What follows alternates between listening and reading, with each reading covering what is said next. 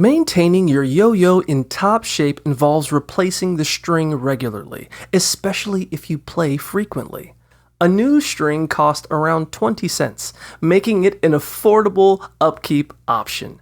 To remove the old string, unwind it completely, spin the yo-yo counterclockwise to separate the string, and then pull the yo-yo free. Choose the right type of replacement string based on your needs. Options include cotton, polyester blends, 100% polyester, and 100% cotton.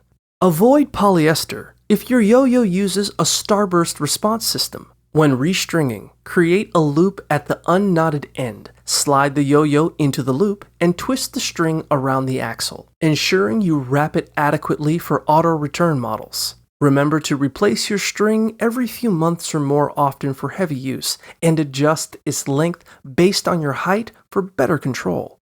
Lastly, make a slip knot for a secure fit on your finger to enhance your yo-yo skills.